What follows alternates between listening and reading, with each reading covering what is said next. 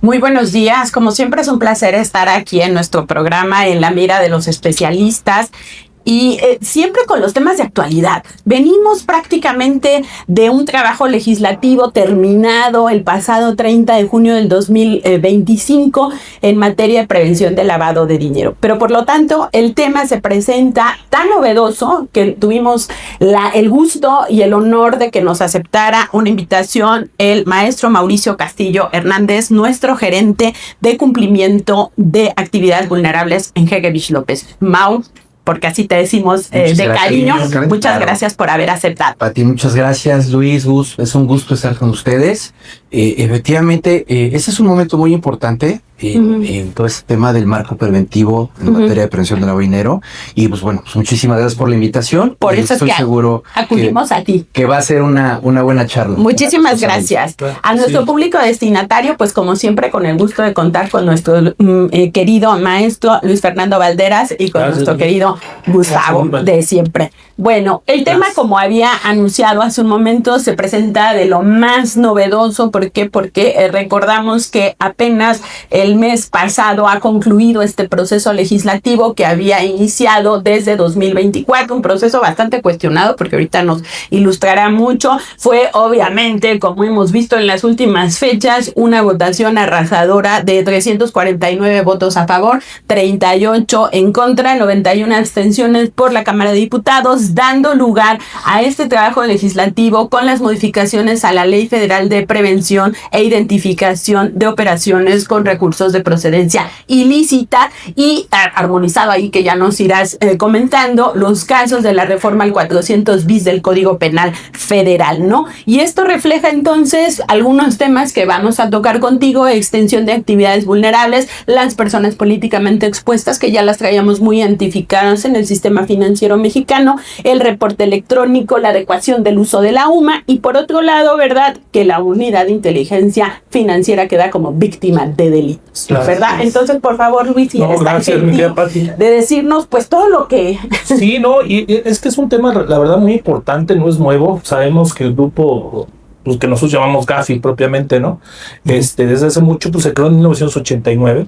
Fue una precisamente necesidad, digamos, a nivel mundial, a nivel global, de prevenir blanqueo de dinero, que mucho de ese dinero se utilizaba para armas, destrucción masiva, y también para combatir el terrorismo, que es un cáncer que ha tenido el mundo.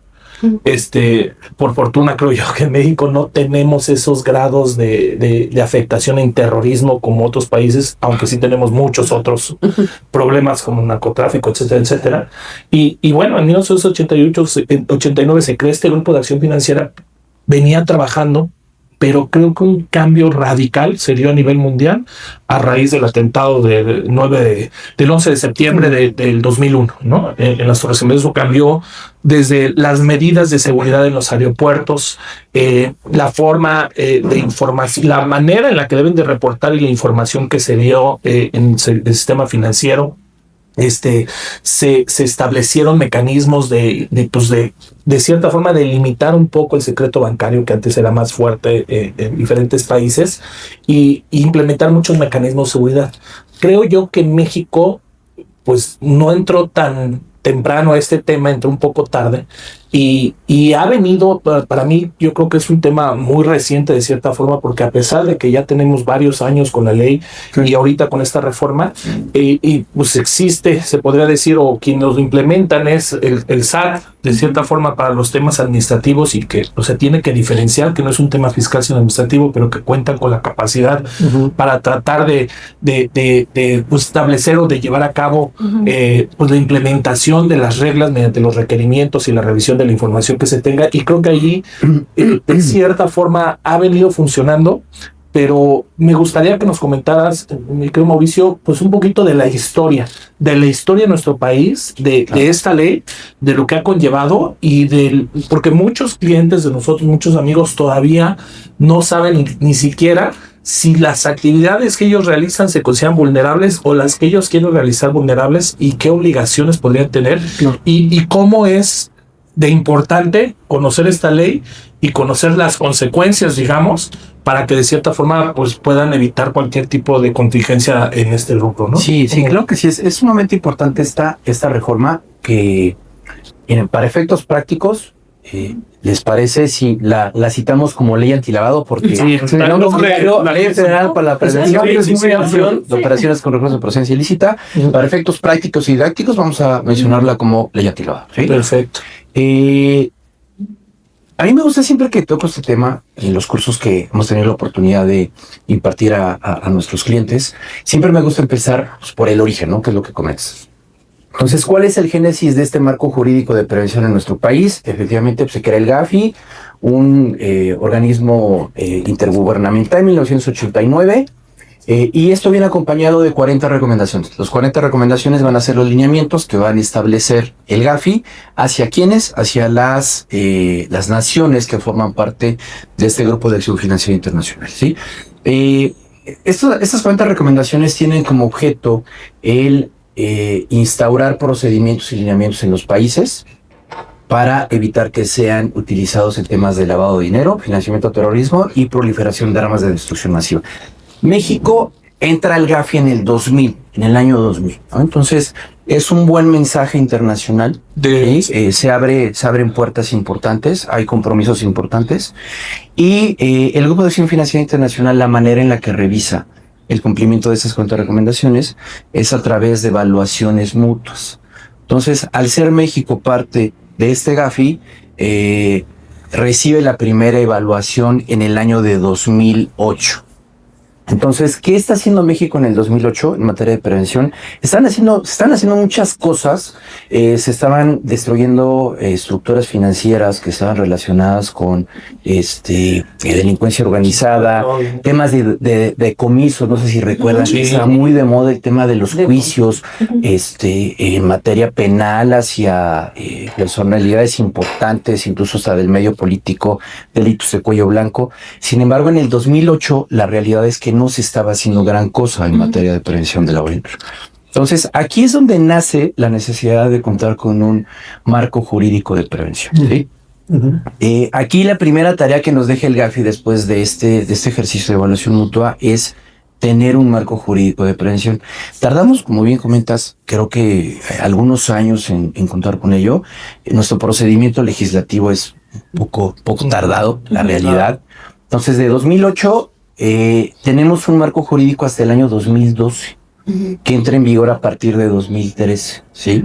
Y ya en 2013 lo que se hace es que se reconocen las principales actividades, que se les conoce como actividades y profesiones no financieras designadas, para protegerlas, ¿sí? Instaurando obligaciones para que de esta manera no sean utilizadas o evitar que sean utilizadas por la delincuencia organizada y de esta manera pues, evitar el lavado de dinero. Y me refiero, a todas las actividades que se señalan en el artículo 17 de la propia ley. Y con esto tenemos nuestro primer ejercicio de un marco jurídico de prevención. Sí, claro. Que es como una especie de catálogo, ¿no, mi Mau? Como de actividades vulnerables, es a lo que nos refieres, ¿no? Que es un catálogo de actividades vulnerables. Sí. Así es, recordemos que el tema del marco jurídico de prevención se divide en dos grandes rubros. El tema financiero, que es un sistema ya muy robusto, que ya tiene muchos años, claro. Y el tema de actividades vulnerables, que es este catálogo de actividades que comentas. Pues está el arrendamiento, la venta de autos, fe pública, casinos, enajenación, ¿no? de bienes, arrendamiento, algunas actividades que ya internacionalmente son conocidas por ser las mayormente propensas a temas de lavado de dinero. Y que incluso, por ejemplo, esas actividades, no obstante que están en el catálogo, muchas de ellas son actividades que cualquiera de nosotros puede llevar a cabo. Sí, son cotidianas. Limitan montos, tanto mensuales, a lo mejor, por lo que se busca anuales, que eso es lo importante de saber la asesoría.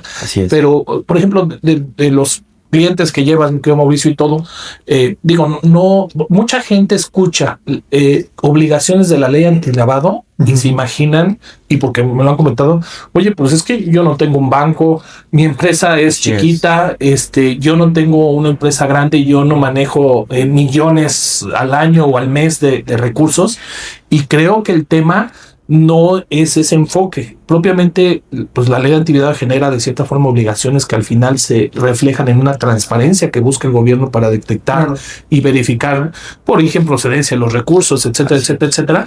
Pero son muchas actividades normales. O sea, clientes que, digo, para su público que ve, es arrendamiento, por ejemplo. O sea, cualquiera puede llevar a cabo arrendamiento, incluso de inmuebles a lo mejor con un monto de renta mensual un poco elevado para muchos de nosotros, pero que uno lo ve y no es algo extraordinario, ¿eh? O sea, cualquier persona puede tener y a ver, de esas actividades que podrías comentar, ¿no? Mira, efectivamente hay actividades que tienen umbrales, no todos los arrendamientos, como bien comentas, es una actividad vulnerable. Exacto.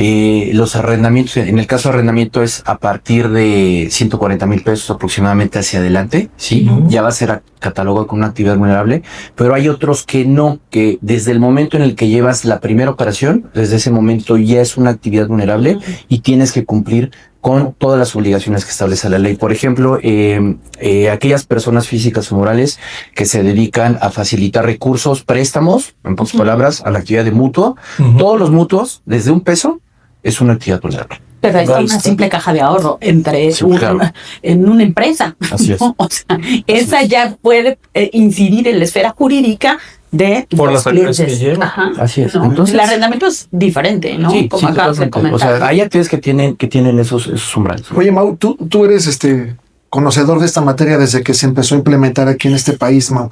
Yo veo que fue un cambio de paradigma para nuestro país, porque creo yo que implementó dos principales obligaciones, que es la de identificar y la de dar aviso, ¿no? E inclusive cuando se empezó a implementar esta ley, pues hubo un desconocimiento total y costó mucho tiempo que la gente conociera bajo qué elementos tiene que dar aviso, el umbral para que eso sucediera, ¿no? ¿Cómo se tiene que identificar? ¿Tú cómo viste que en México fue implementando todo esto progresivamente en esta materia, mi querido Mau? Mira, fue un proceso y te puedo decir que en algunos casos todavía hay personas que desconocen esta materia. Sí. O sea, no obstante que ya tenemos más de una década de la vigencia de esas disposiciones, hemos tenido clientes en donde tenemos una entrevista con ellos por otro tema y resulta que llevan a cabo una actividad vulnerable y por el servicio o por la necesidad por la cual se acercaron con nosotros, resultó que era más grave el incumplimiento que ellos tenían, ¿sí?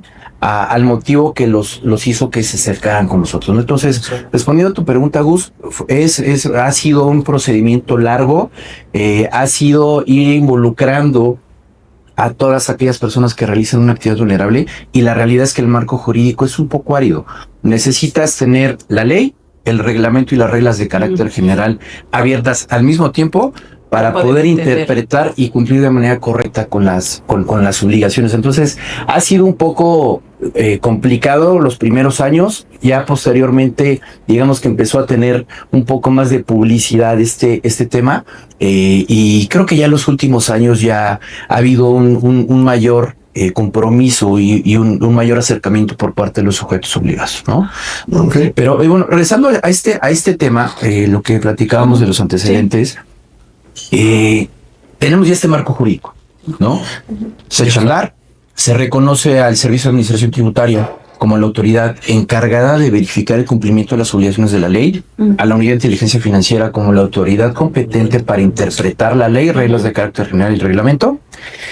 Y bueno, está funcionando bien el marco jurídico. Sin embargo, en 2017 regresa el Grupo de Acción Financiera Internacional nuevamente con otra evaluación, ¿no? Entonces, aquí es donde, pues, lógicamente, al ser el primer ejercicio de un marco jurídico de prevención, pues evidentemente iba a haber observaciones y cosas que apretar, ¿no? Entonces, creo que injustamente se hace una comparación entre el marco jurídico de prevención en materia financiera y en materia de actividades vulnerables, ¿sí? Entonces, de ahí creo que detonan muchas observaciones en relación a el banco está cumpliendo muy bien, el sistema financiero se observa que está cumpliendo muy bien. Contrario a las APNFD, las actividades no profesionales no financieras designadas, no están cumpliendo de esta forma, ¿no? Entonces, en 2017 se deja una tarea bien importante en nuestro país. ¿no? Que se toma con mucha seriedad por parte de la Unidad de Inteligencia Financiera. Creo que hacen un buen trabajo con el tema del proyecto, que ya posteriormente se vota y se autoriza. Y ese es el origen precisamente de esta reforma, ¿no? Hay muchas observaciones en las 40 recomendaciones y de aquí precisamente pues nace ya no es proyecto, sino ya es una realidad, ¿no? Esta reforma que hay que señalarlo el día de hoy, pues no se ha publicado todavía. Sí, estamos en espera. Y es que fue una reforma, una iniciativa que se presentó, como tú dices, muchísimos años atrás, digamos. Retomada el año pasado, 24, y cristalizada. Y en un periodo extraordinario, exactamente. Es cuando fue aprobada. Sí, yo creo mucho por la urgencia en el cumplimiento de precisamente de esos compromisos derivados de la evaluación que hizo. Yo creo que incídenos un poquito, no sé qué nos puedas comentar con el elemento del ojo visor de Estados Unidos sobre México y sobre todo en el sector financiero, porque llama la atención, no sé si sea correcto o no, las observaciones que Estados Unidos está haciendo respecto al sistema financiero mexicano y que obviamente casi antes de 15 días o menos hubiera habido ya la urgencia, como bien lo dijo Luis. Es muy raro que en un periodo extraordinario se dé ese fast track para poder despresurizar una reforma que ya venía por el ojo visor que Estados Unidos tiene sobre México, ¿no? Sí, mira, platicaba con Luis antes de que iniciáramos esta grabación para todas las personas que nos siguen a través de los canales de la firma y le decía que yo creo que llega esta reforma en un momento importante por dos puntos. Uno, lo que bien comentas, las observaciones que hace el Departamento del Tesoro respecto a unidades financieras, ¿no?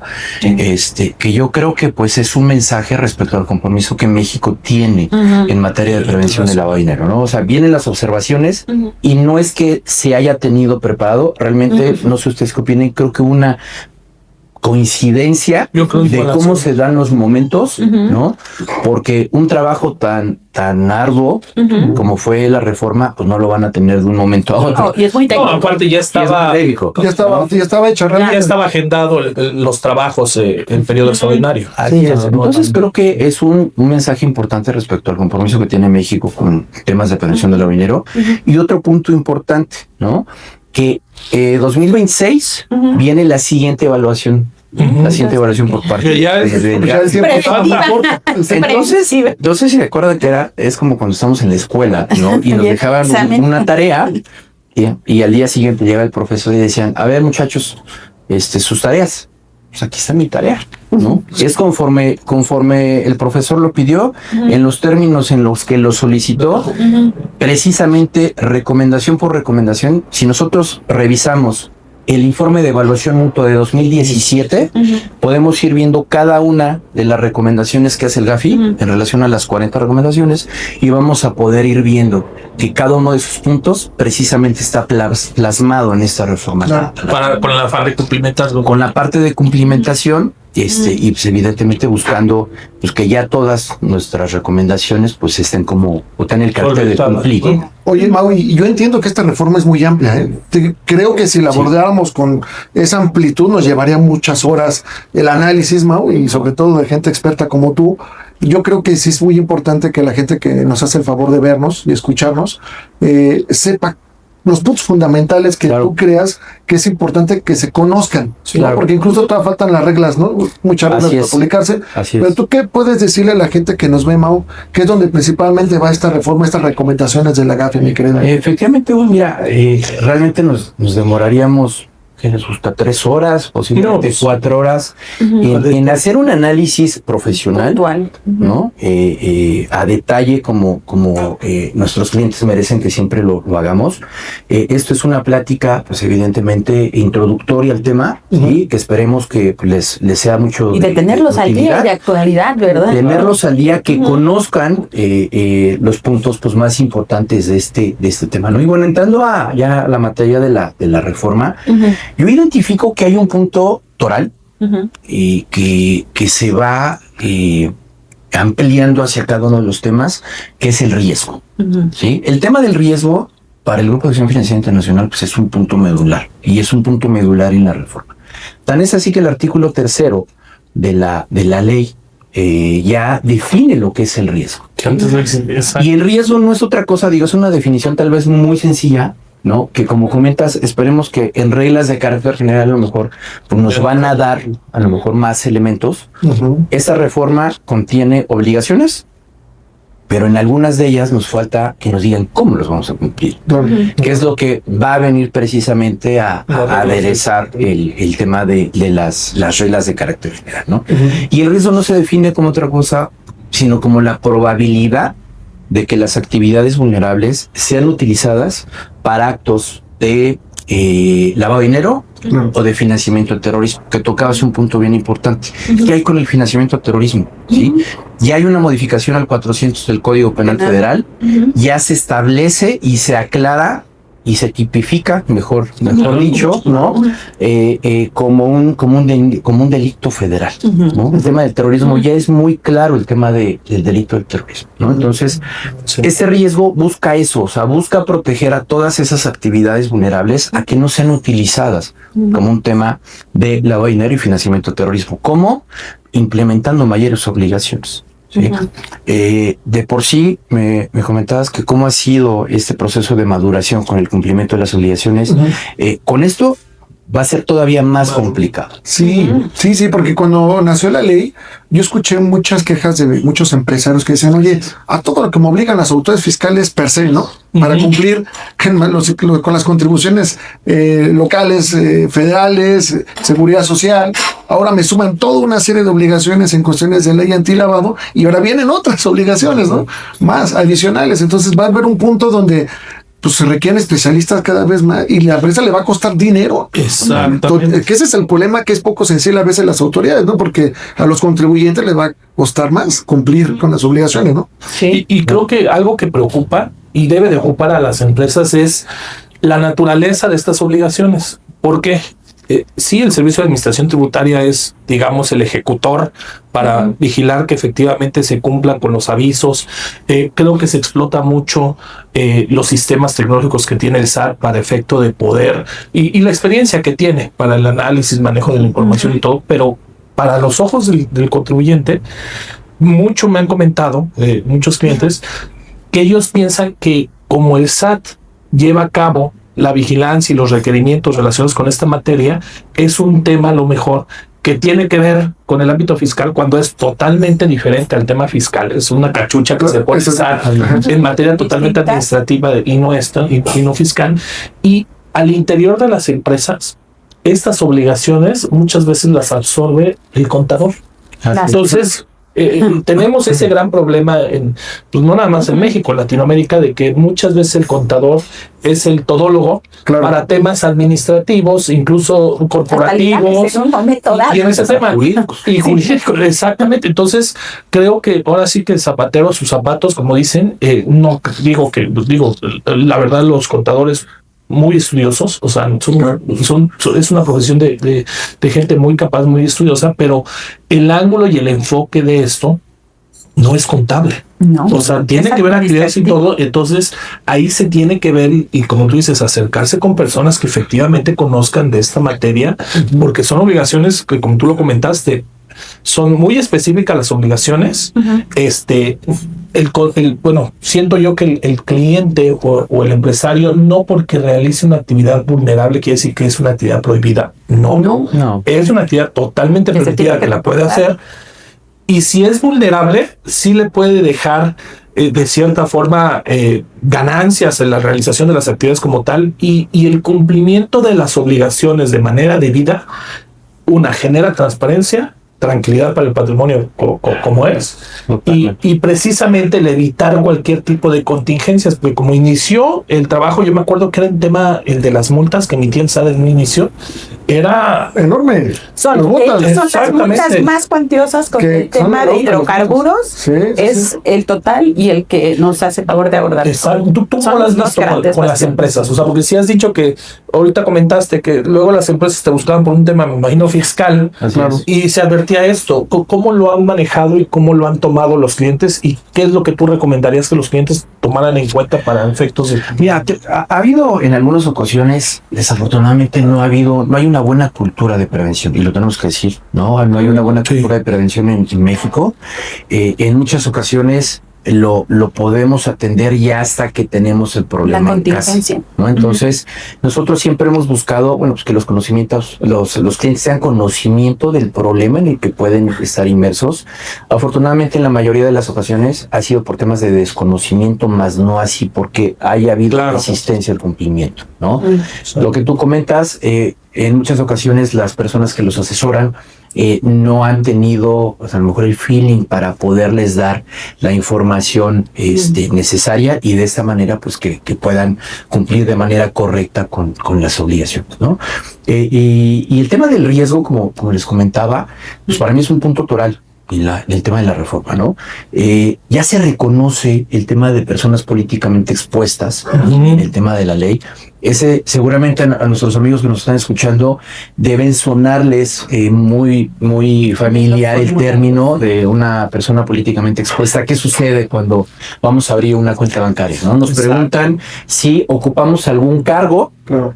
Exacto, en el gobierno. Dentro del gobierno. O algún familiar. O algún familiar hasta en segundo grado. Claro. De aquí a 3 años atrás. ¿No? Entonces, ¿qué sucede? Que este concepto de personaje políticamente expuesto, de persona políticamente expuesta, el famoso PEP, ya está considerado en este tema de actividades vulnerables también, ¿sí? ¿Qué están buscando? Reducir los riesgos, ¿sí? Nuevamente el concepto de riesgo, de con quién van a llevar a cabo operaciones, quien celebren actividades vulnerables, que son estos sujetos obligados, ¿no? ¿Quién va a establecer estos lineamientos? ¿O quién va a dar estos listados? La Secretaría los va a dar a conocer. ¿Cómo? Tenemos que esperar las reglas de carácter general. Sí, las reglas del juego están pendientes. Para saber cuáles son las reglas del juego, ¿no? Otro punto importante son los avisos de 24 horas. Estos avisos ya existían. Tenemos 2 tipos de avisos: los avisos que se presentan de forma normal, los que se tienen que presentar periódicos en la plataforma. Digo, nuestros amigos seguramente los ubican, que son los días 17 del mes inmediato posterior a la fecha en la que se celebra la operación, y los avisos de 24 horas. Estos prácticamente son los urgentes. Y la ley ya te dice, o esta reforma te dice, que los vas a presentar, fíjense lo importante, aun y cuando no hayas celebrado la operación. O sea, solo la intención. Solamente la intención. Solamente la intención. Imagínense lo importante que es esto, ¿no? Ya no llevé a cabo la operación, sino con la simple intención de que mi cliente quiera llevar a cabo la operación, o me quiera obligar, o me ubique en alguna de las alertas establecidas en el portal. Ya desde ese momento los sujetos obligados tienen que presentar los avisos, ¿no? Sí. Entonces ese es un punto que ya existía, pero se le da mucha más fuerza, mucha más fuerza en este. Y entra un terreno de subjetividad, ¿no? Porque hasta qué momento, ¿no? Puedes calificar que tuvo la intención de celebrar la operación, después ya no la hizo, y que por ello estás tú obligado.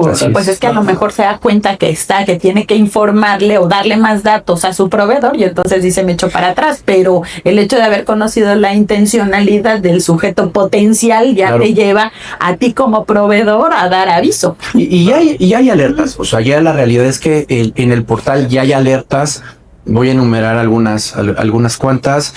Cuando posiblemente el cliente quiere forzar a que se lleven a cabo las operaciones en efectivo, cuando no tiene interés en que se le identifique, cuando se niega a llevar a cabo este proceso de identificación, cuando no le importa realmente si se le va a cobrar más, ¿no? O no, a lo mejor no regatea en este tema del precio. Ahí, desde ese momento el sujeto obligado dice, aquí hay algo raro. Claro. Aquí hay algo raro, posiblemente la nacionalidad, ¿no? Un tema de listados negros.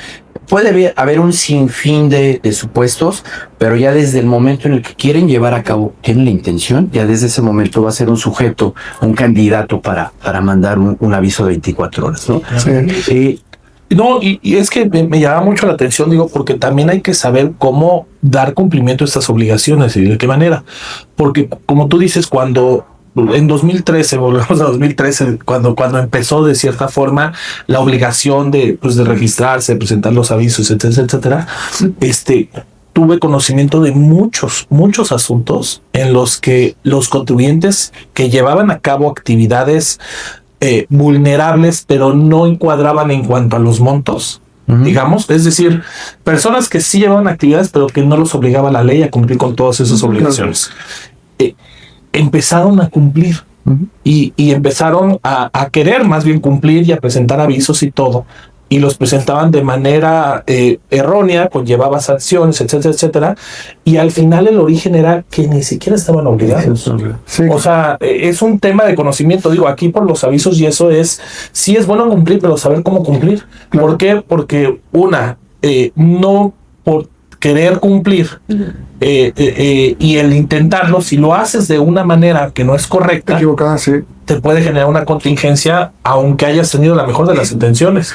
Y yo, por ejemplo, con estos avisos, creo que es un tema ahí muy importante que tienen que tener los clientes para saber. Y saben a mí que me preocupa mucho de obligaciones que se están dando en este tipo, que hay un desvío en la intención del legislador, porque tantas obligaciones que hay, que quizás quiero no pensar nuevas, que la autoridad diga, oye, pues no van a cumplir, es difícil que todos cumplan con todas estas obligaciones. Voy a citar una, Mau, que al efecto de esta reforma, implementar sistemas automatizados de monitoreo de transacciones. Ah, caray, ¿cómo se va a dar todo eso, no? ¿Cómo van a implementar este sistema? ¿Cómo va a ser eso? Y lo que yo no quisiera ver en un futuro, y ojalá no lo hagan las autoridades fiscales, que una obligación para evitar el tema del lavado de dinero se termine convirtiendo en un tema recaudatorio, ¿no?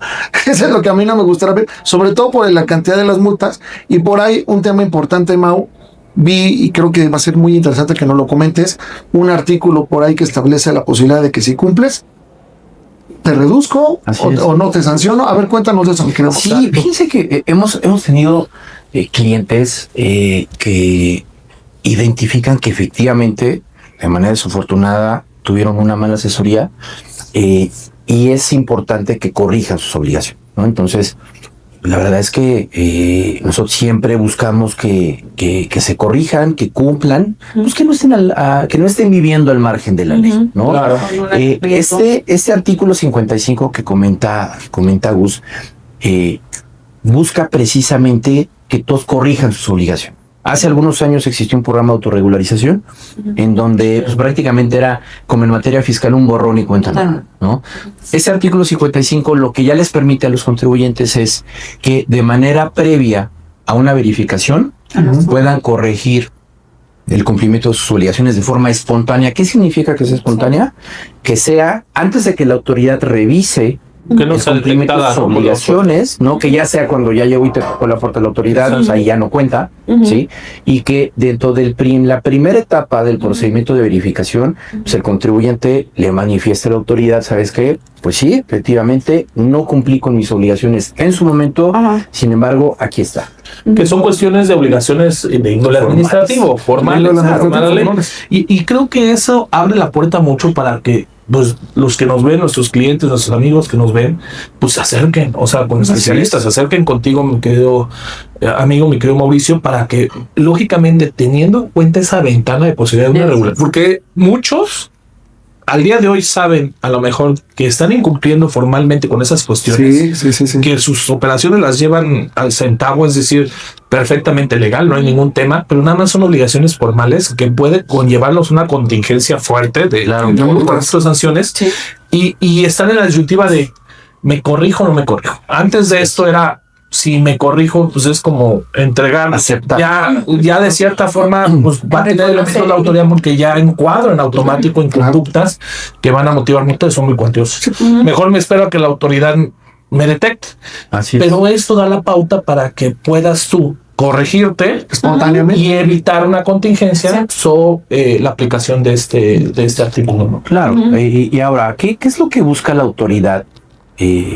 Con este tema de los avisos, hacerse llegar de información. Sí. Para la autoridad va a ser, y sobre todo para la unidad de inteligencia financiera, va a ser mucho más importante el contar con la información de los clientes, de los sujetos obligados, a llegar a imponer una multa de 20,000, 50,000, 100,000. Y además cumpliría con el objeto, que es lo que se busca. ¿Qué es lo que busca? Es lo que se busca, ¿no? Dice la ley que el objetivo de este marco preventivo es establecer las barreras para evitar el lavado de dinero, pero sobre todo algo bien importante, la coordinación interinstitucional. ¿Cómo se da esta coordinación? Son como grandes engranes, 3: SAT, Unidad de Inteligencia Financiera, y Fiscalía General de la República. Entonces, si no hay información, pues es que este engrane difícilmente va a poder estar aceptado. Entonces, efectivamente, este es un beneficio. Ahora, aquí lo importante y lo interesante es que en el caso del artículo 55 hay 2 párrafos. El primero, no condona, sino digamos que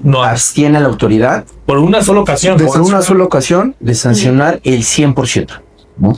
Si vuelve a haber una verificación y nos volvimos a encontrar con esa situación, solamente es el 50%. Entonces, sí es importante que nuestros amigos que nos escuchan, que nos están viendo a través de este canal de comunicación, pues tengan conocimiento de esta situación y que sin miedo alguno aprovechen esta gran oportunidad para poder corregir sus obligaciones. Porque, bueno, pues si no lo hacen de esta manera, pues la realidad es que ante una verificación, pues se van a ver expuestos a la imposición de una sanción. Y un mensaje final a nuestros públicos: siempre tenemos el tiempo de enemigo, ¿no? Sí, claro. Gozamos, desde luego, el que nos compartas información tan técnica, la participación de grandes abogados, porque además dijiste algo que me dejó muy claro. O sea, cuando tienes esta aplicación de la norma, tienes que tener la ley, tienes que tener las disposiciones de carácter general armonizadas y verlas. Entonces no hay otro camino sino acudir al experto. Un mensaje final que pudieras dejarle a nuestro público destinatario, claro que sí, para que se acerque, para que justamente al amparo de estas modificaciones, que además nos has dejado claro están por entrar en vigor, sea el momento oportuno justo para hacer ese mapeo de cumplimiento interno, un compliance preventivo, a efecto de evitar las sanciones que ya nos mencionaba también Luis. Sí, claro que sí. Esta reforma tiene obligaciones muy concretas, son obligaciones nuevas que seguramente están surgiendo muchas dudas, se están generando muchas dudas y es totalmente normal, ¿sí? Como el monitoreo de evaluación de riesgos que comenta Gustavo, el tema de las auditorías externas o internas que ya los sujetos obligados tienen que llevar a cabo, la capacitación del personal, eso es algo que nosotros, es un servicio que nosotros ofrecemos a nuestros clientes, la capacitación constante al personal. Y no solo al contador, lo dijo Luis, o sea, por favor, ¿verdad? Requiere el abogado, porque dijiste es la armonización, y lo tengo muy presente, de la ley con las disposiciones y la interpretación que dijiste por ahí le correspondía a la UIF. Entonces tú estás en el elemento de conocer la ley, verificar la interpretación emitida por la autoridad competente, que es la UIF, y la emisión de las reglas de carácter general. Solo así puedes tener una visión integral que no necesariamente puede recaer en el contador, ¿no? Y que por eso hay que acercarse a la gente especializada. En este caso, tú, nada más. Por eso es una joya tenerte. Gracias. No, estamos aquí Muchísimas gracias. Abrazándote, pero también compartiendo el conocimiento y recibiéndolo de la misma forma. Muchas gracias. Y bueno, invitar a nuestros amigos, a quien nos ve a través de este canal de comunicación, pues para que se acerquen, que conozcan a qué se refiere esta nueva reforma, sin ningún compromiso. Es bien importante que estén informados. Yo siempre he dicho algo, la información es un elemento sumamente importante para que se puedan tomar decisiones correctas. Si no estamos informados y conocemos cuál es el alcance de nuestras obligaciones, definitivamente no vamos a poder tomar las decisiones correctas. Acérquense a nosotros con mucho gusto. Como siempre, vamos a brindarles una asesoría profesional, honesta, y bueno, pues ya no tarda mucho en entrar en vigor esta ley. Seguramente va a haber una vacatio legis que va a ser importante. Ya está un poquito avisada, ¿no? Para el 18, ciertas fracciones algunas se lo van a retrasar. Sí, algunas poco, ¿no? Otras posiblemente los manuales de identificación sea ya. Claro. Entonces ahí sí hay que darle un giro y un cambio al tema del chip del riesgo. Pues hay que dejar la puerta abierta con nuestro querido Mau para que cuando se haga la las reglas del juego. Volver a platicar, mi querido Mau. Sí, por supuesto, Sí, con estaría muchísimo padre. gusto estoy aquí. Pues muchísimas gracias, Mau. No, gracias, Desde luego, muchas Gustavo, gracias. Luis, siempre un honor No, hombre, compartir la gracias. mesa con ustedes y a nuestro público agradecer siempre que nos hagan el honor de vernos. Muchísimas gracias en la mira de los especialistas. Nos vemos en la siguiente emisión. Gracias. Gracias. Gracias.